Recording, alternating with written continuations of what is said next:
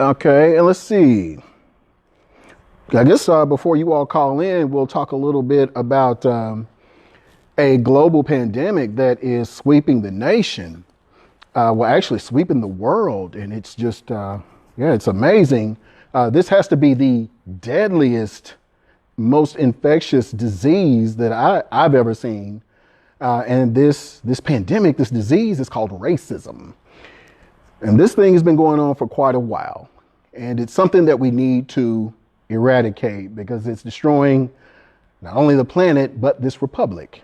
And so we want to have a frank discussion about racism, at least for this first segment, and then we'll get into some health stuff. So if you have a point that you want to make or a question that you want to ask me from an African-American perspective, that you are certainly free to do that. I believe in open discussion. That's the only way that problems can be solved. So let's have a dialogue, and we'll just consider this a therapy session. Just like you asked me about diabetes and hypertension and all these other things, you can ask me about this mental illness that seems to be affecting many in our country. And so many people, how would I know that I'm suffering from racism? Let's talk about what racism is first. First of all, it is two things. It is a health condition. It is a psychiatric condition. And the other thing is it is a system created by this mental disease. So it is a system that has preferences for people who are white. It has obstacles for persons who are other. So that's African American, Asian, Latino, Arab, what have you. So this system also puts up harassment through its systems. It legislates its way by staying in power.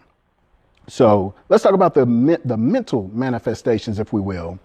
One of the mental manifestations of racism is xenophobia. And if you don't know what that is, it's an irrational fear of strangers.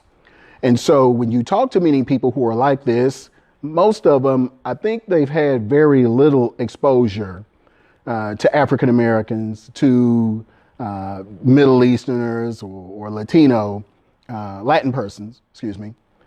And that is part of it because you're able to be miseducated. Before we even get into what the manifestations are, let's find out where it comes from. There are about 5 or 6 modes of transitions by way that you can be infected by this virus, and it's gone on for centuries. The primary way that people are infected with racism is through their parents and their grandparents. So that's mama, daddy, mima, papa. They are the primary infection because you're not born this way, but you're infected through your family. The second way that you are infected with through your church. And your church is a breeding ground for white supremacy. It preaches false doctrine. It preaches superiority of the white race. And that is the second way that you are infected. The third way that you are infected is through your peer group, through your friends. Now, you may start out as a child who sees an African American as an African American, but over time, with the infection of your family, the being infected by a person whose family is racist and they have re-educated you to think like this, peers. Number 4, the education system. Now, it comes from your teachers too. In fact, I can think of my children. They had to have been 2 and 3 years old. So this means that they were in preschool. And one day they told me that, Daddy, I want to be white. And I said, what? I said, no, there's no way. You're black. There's no way you could be white. And they were like, oh, really disappointed. So even at their young age, they are seeing a couple of things. One, they notice that their white teachers show the white students favoritism versus how they treat my children. The second thing is their peer group has told them that they are African American. But it looks like we've got a call here, so we're going to jump on this. We're going to continue this discussion. All right. Welcome to Pharmacist on Call. How may I help you? Felicia? Hello. Yes, ma'am. Hi. How you doing? How may I help How are you? you? Pretty good. How are you? I'm well. Thanks for taking my call. Yes, I had ma'am. a question in reference to conception. Mm-hmm. I was diagnosed with PCOS, Okay. and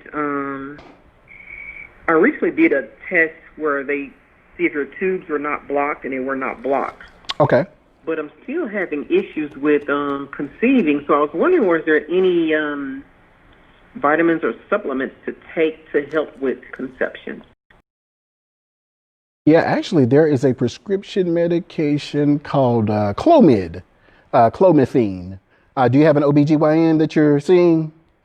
Yes. Okay, ask them about Clomid for you and see if that will help you with your fertility.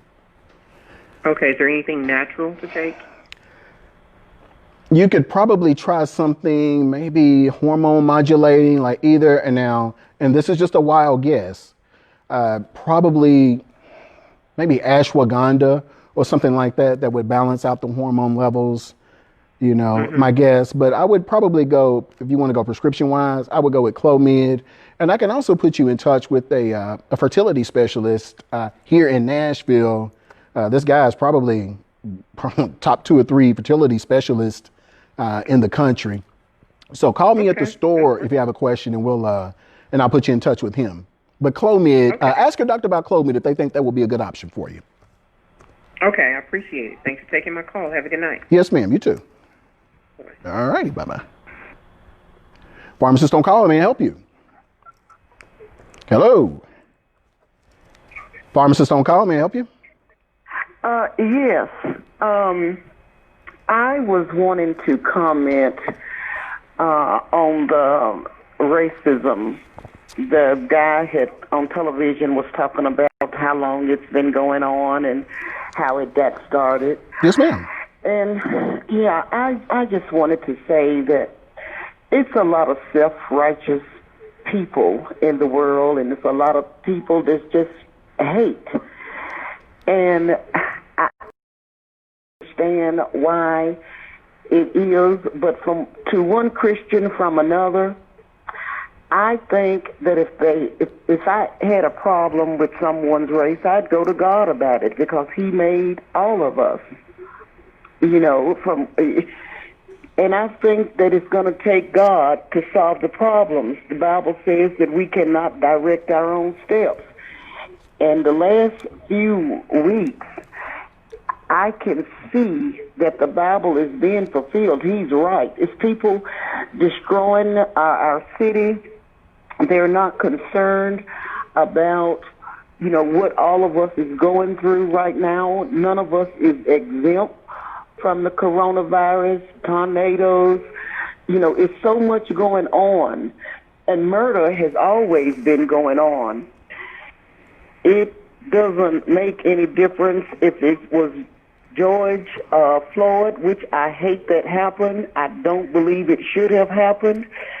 I think it goes back to officers being properly trained on how to handle a situation.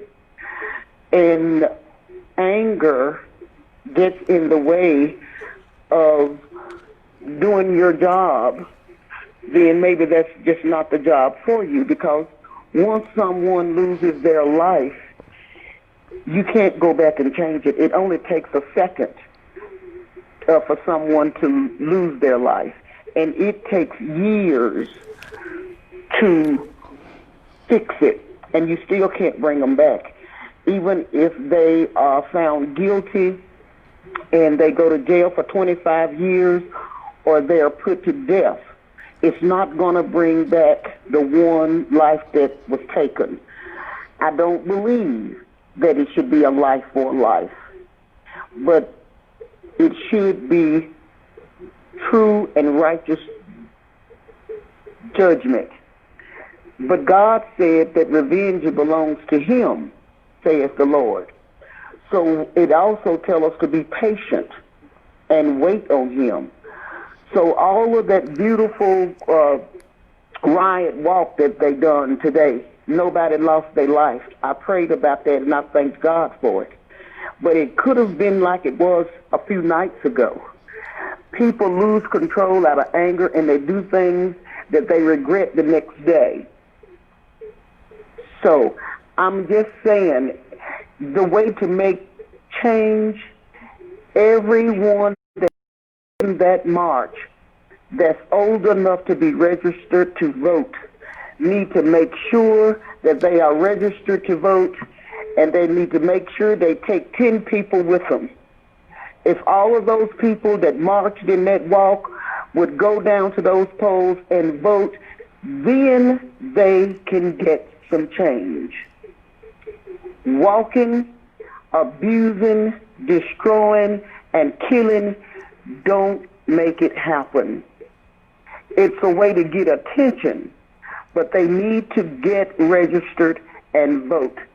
The young lady that was in charge of that riot today was fantastic, fabulous. She needs to encourage and challenge her followers, her walkers, to be registered for vote. Make sure if you're 18 and over, if you're 17 and fixing to turn 18, go ahead and register to vote and make a true change. All right, thank you, ma'am. That's what's going to get it done. All right, we have to take a Thank break you. right now. Thank you for your call. You're welcome. Thank you. Yes, ma'am. All right, bye-bye. All right, everyone, stay right there. We will be right back. Let's finish this discussion.